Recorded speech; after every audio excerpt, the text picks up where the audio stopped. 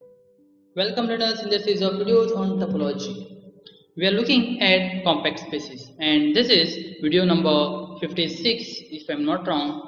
Check, it's video number 57, right? So this is video number 57 on the course topology. Now let's start directly. Let's prove a theorem. In the previous videos, remember we have proved that continuous image of a compact set is compact. Okay, and I told you to check the product of two compact spaces. You show that if you have two topological spaces x and y which are compact, then show that the product of those two spaces is also compact. Okay, so let's go ahead and check a theorem. There's something called arbitrary intersection property and finite intersection property. Okay, so before that, let's prove this. Say if u alpha such that alpha belongs to I is the indexing set, is cover for x if and only if intersection alpha belongs to I, complement of u alpha, that is x difference u alpha, is empty. Okay, let's prove this. Proof. Very simple proof. So first, suppose this is a cover for x. Okay, so suppose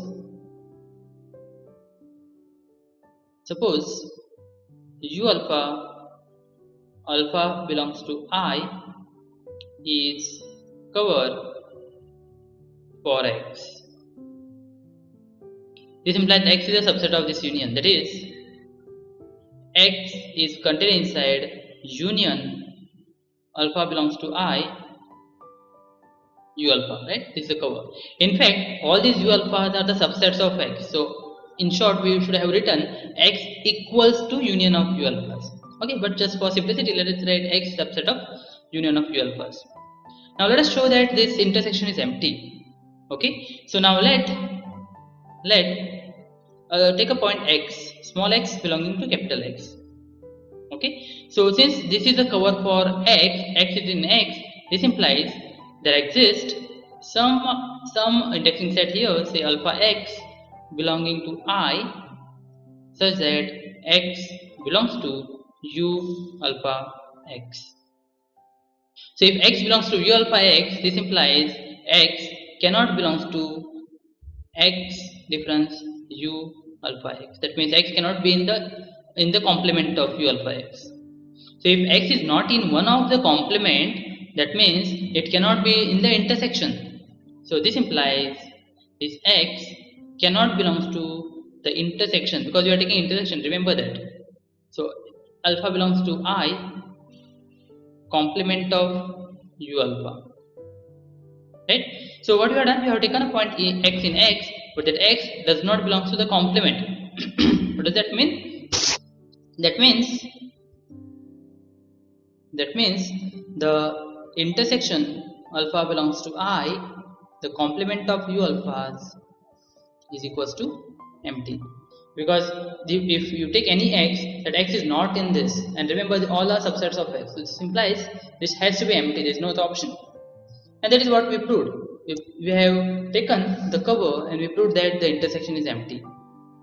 Okay, so conversely, let us check the converse part. Conversely, let the intersection alpha belongs to I, the complements of u alphas is empty. Okay, and now we need to show that this union of u alphas covers x, and to show that, let us take x in x. So now let x belongs to x. We will show that this x is in the union, that means x is a subset of union. Okay, so this implies if x belongs to x, this implies since this is empty, this x does not belongs to the intersection of alpha belongs to I, x difference u alpha, of course, because it's empty. So if x does not belong to the intersection of this implies x will not be in one of them, or maybe all of them. but there exists at least one, say beta in I, such that x does not belong to this u beta, right? So this implies there exists, say, beta belonging to I. We don't know whether we have 1, 2, 3 or all, but what guarantee is there that there exists at least one? Okay, so there exists beta belonging to I such that x does not belongs to the complement of x difference, or the x does not belongs to x difference u beta. So if x does not belong to the complement of u beta and x is in x, this implies x should belong to the u beta, because already we know that x is here and x is not in this set, means x has to be in u beta, and that you are removing. So x is in u beta. So this implies x belongs to u beta, and of course u beta is a subset of union alpha belongs to I u alpha, because this beta is one of this element from I indexing set. So what we have done, we have started with a point x in x and we proved that it is in the union, and hence this implies this x will be a subset of union alpha belongs to I u alpha, and therefore we have union this collection u alpha belongs to I is cover for x. So remember these things. Maybe sometimes it is asked in CSIR net or SET exam by Pune University. Okay, so this is one. Now let me just write this as a remark. A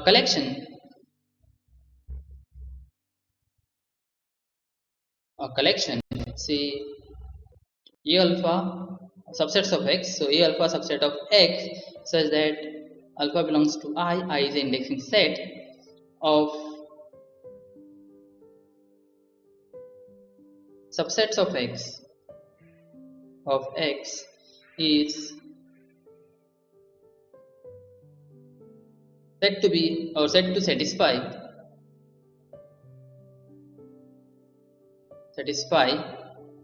finite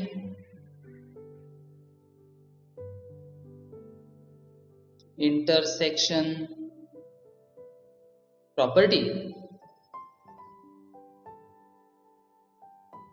if you take a finite intersection, any finite intersection, say I from 1 to n, a alpha I, this is non-empty for any alpha 1, alpha 2, alpha n belonging to I, and of course this n is finite. What is n? N is a natural number. So in this collection, if you take any finite collection that has to be non-empty, then this collection is said to satisfy finite intersection property. Okay, and by using this, let's do a equivalent statement for the compact space. What it says, if x is compact, it is a if and only if statement. It says x is compact if and only if any collection of closed subsets satisfies finite intersection property should satisfy arbitrary intersection property. So one of the important theorem. So first let us state the theorem. We will prove it, maybe slightly lengthy but important one. Okay, so x is compact if and only if you take any collection,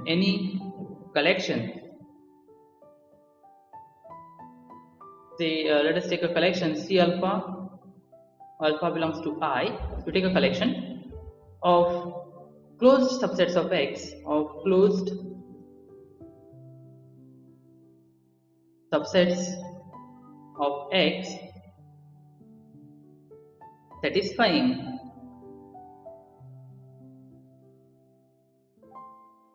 finite intersection property, finite intersection property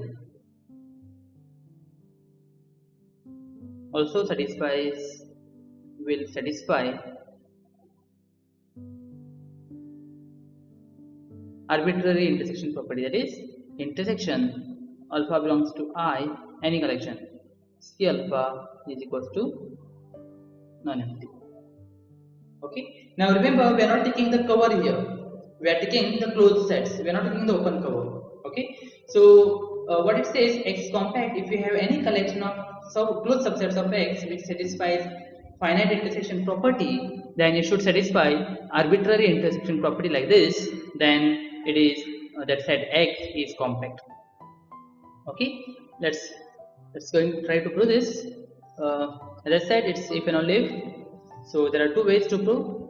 So there is X. First, assume that X is compact. Show this, and secondly, we assume this and show X is compact. Okay. So let's try to prove this quickly. So first, assume that X is compact. So let X be a compact space. Let us assume that X is compact, and we need to show this. Okay, now to do this, let us take a collection of closed sets. Okay, so let C alpha belongs to I be a collection of closed subsets of X satisfying finite intersection property. Then we need to show that it satisfies arbitrary intersection property. So first let us take this collection which satisfies finite intersection property. X satisfying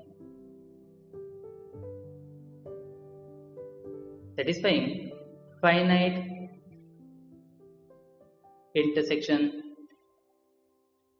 intersection property. Okay, now we need to show that this intersection alpha belongs to I, C alpha is non-empty. To the contrary, suppose it is empty, then we will see what happens. Okay, now suppose intersection alpha belongs to I, say C alpha is empty. Suppose this happens. So if this intersection is empty, this implies when you take the complement of it and take the set, so X difference C alpha belongs to I. Since C alpha is closed, this implies the complements will be open. So this is the collection of open sets, and this will cover X. Okay, is cover for X. Because how you will show it? You take any point X in X.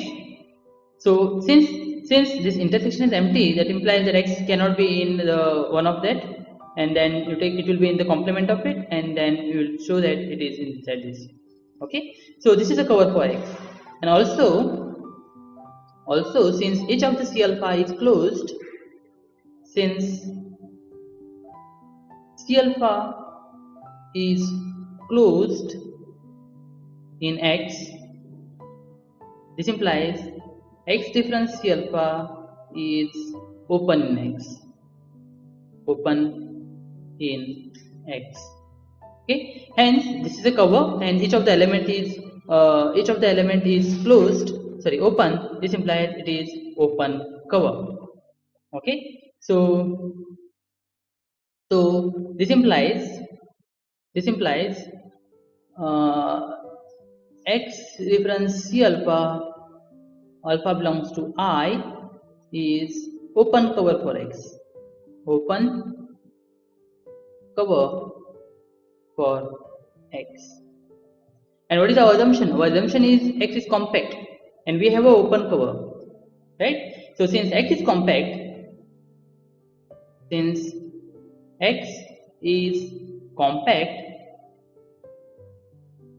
we have we have, or there exists a finite subcover. We have finite subcover. Say there exists, that is, there exists, say alpha 1, alpha 2, say alpha n belonging to the indexing set I, such that this X will be covered by union I from 1 to n complements of C alpha i's. Right? It's a finite subcover. So if X is inside this union, this implies when you take the intersection of this, let me first write it, I from 1 to n, the complements of these sets, it will be empty. So x difference C alpha I will be equals to empty because x is inside this union. So when you take the complement of this and you take the intersection, that will be empty. And what is this? This is nothing but intersection I from 1 to n C alpha I, this is equals to empty. And this is contradiction. Why? Because what we assume is this is a collection of closed subsets of X which satisfy finite intersection property. But here what we got is there exists some C alpha 1, C alpha 2 up to C alpha n such that the intersection is empty, and hence this is contradiction. This is giving contradiction, right? Giving contradiction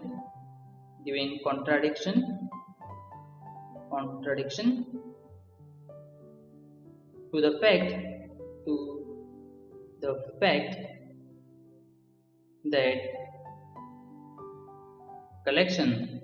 the collection satisfy finite intersection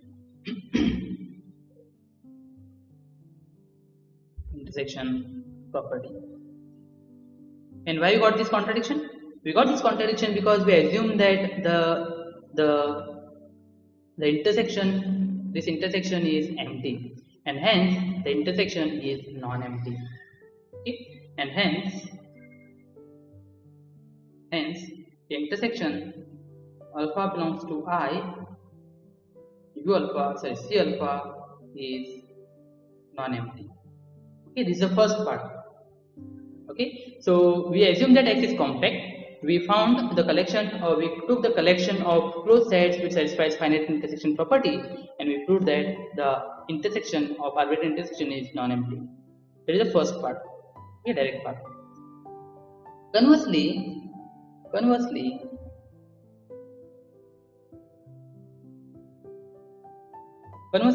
let every collection, say, let us take same notation, C alpha belongs to I. If you need, you can change the notations. You can take some other notations here.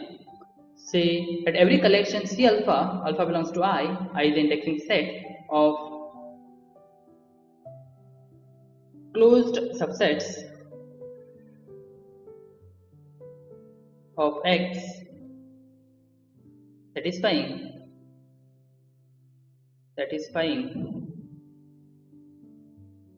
finite intersection property,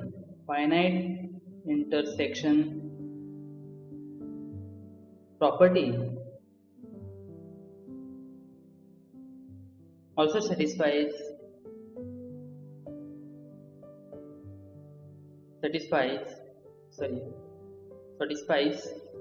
intersection alpha belongs to I, C alpha is equal to non-empty.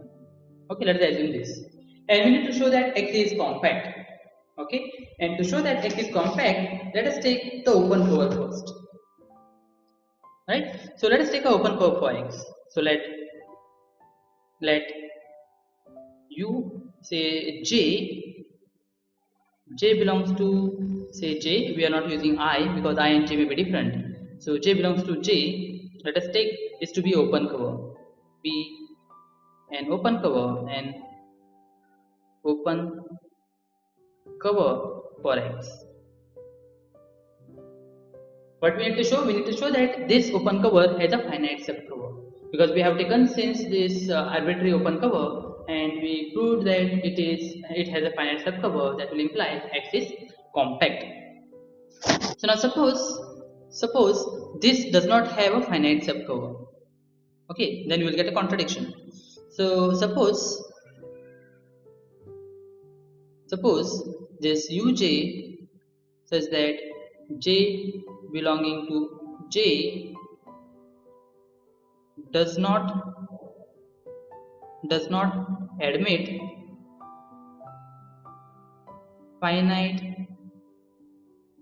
subcover for X. Okay, assume that it does not admit a finite subcover. What does that mean? That is, if you take any collection, finite collection, that will not cover X, right? That is, you take any collection, say for all, say J1, J2, say Jn, any finite collection of the elements of J, this X will not be covered, so X does not contain inside union, say K from 1 to N, U, J, K, N is finite. Okay, so it does not admit finite subcover. So if you take any collection of finite elements, X will not be covered by those union. Okay, so this implies, since X does not contain inside this implies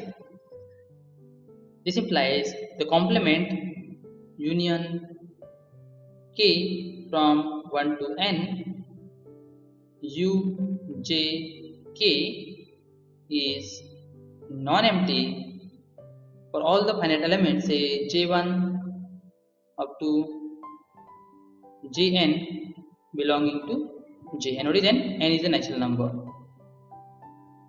Okay, because X does not contain inside this, that means there is a point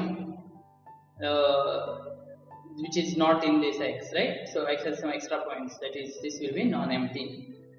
So this implies when you take the intersection, say K from 1 to N, the complements of this X difference U, J, K will be non-empty.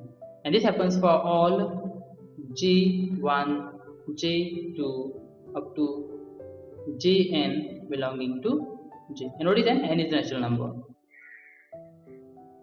Okay, so this implies this has, now remember Uj's or U alphas whatever are the open sets. This implies the complement that will be closed. So this satisfied the finite intersection property, right? So this implies X difference Uj such that J belongs to J, J is the indexing set, satisfies finite intersection property, right? So this implies it should satisfy arbitrary also, because that is our assumption. So this implies intersection J belonging to J, X difference Uj is non-empty because of our assumption. So since this is non-empty, this implies there is a point in X, say there exists a point X in X such that X does not belong to Uj, X does not belong to Uj for all J in J, because this is non-empty. Since the intersection is non-empty, there exists some point in X such that this X will be in the all these Uj's, right? X difference Uj, and this does not belong to Uj, because if X belongs to Uj, that will not be in this set. So this implies there exists one X which will not in this one of all these Uj, that implies X cannot belong to the union, say J belonging to J, Uj, and this is contradiction. This is contradiction. Why? This implies there is a point in X which is not covered by this. This implies this Uj, J belonging to J is not a cover for X, right? But we started with the cover. If you remember, we started with the cover. We assume that UJJ belongs to J is an open cover. But after these calculations and after these arguments, we said that we arrived at the point where we say that this is not a cover, and this is contradiction. This is contradiction. And why we arrived this contradiction? Because we assumed that this does not admit the finite subcover, and hence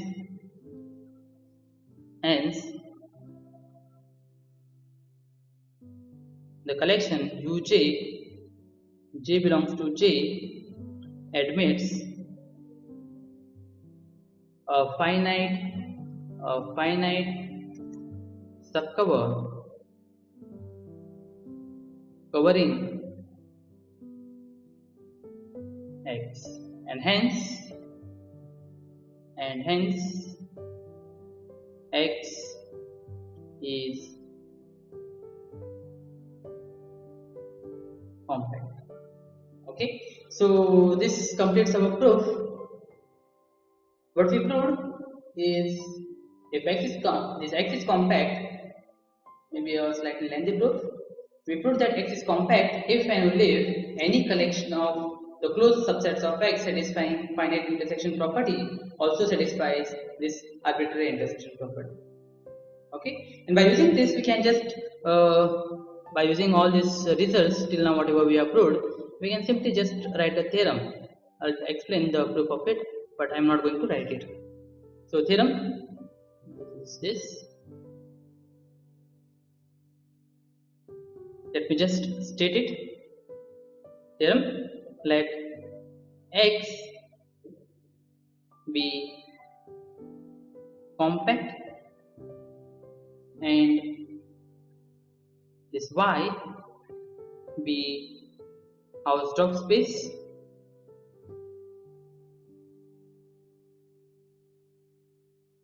So we have a compact space and we have a Hausdorff space. Then every continuous map, you take any continuous map F from a compact space to Hausdorff space is a closed map. Why? Because we say that X is compact. So what is closed map? A closed map is a map wherein if we have a closed set in your domain, the image of that closed set is closed in codomain. Similarly, if the image of every open set in our domain is open in the codomain, then it is called an open map. Now here we need to show that this is a closed map. That means let us take a point, a set C which is closed in X. Now X is compact, C is closed in X, implies C is compact. F is continuous implies FC is compact in Y, and Y is Hausdorff means compact sets are closed, that means FC is closed, and that will complete your proof. Just 3-4 lines. But in these 3-4 lines we are using many results which we have proved earlier in the previous videos. Okay, you can check that. And by using this theorem as a corollary to this theorem, let us write this corollary. If X is compact,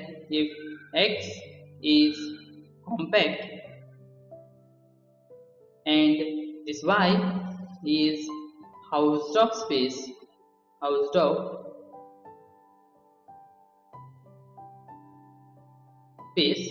and we have a function and F from X to Y is a continuous function which is bijective, continuous bijection, right? then we can prove this. F is homeomorphism.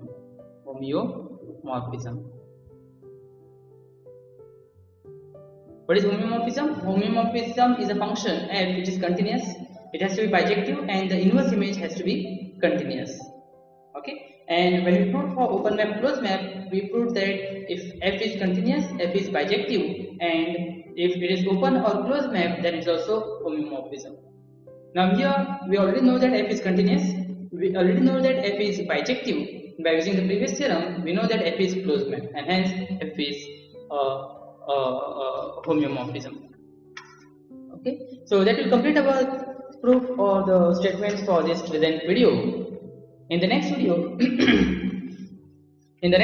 we will talk about the limit point compactness and sequentially compact.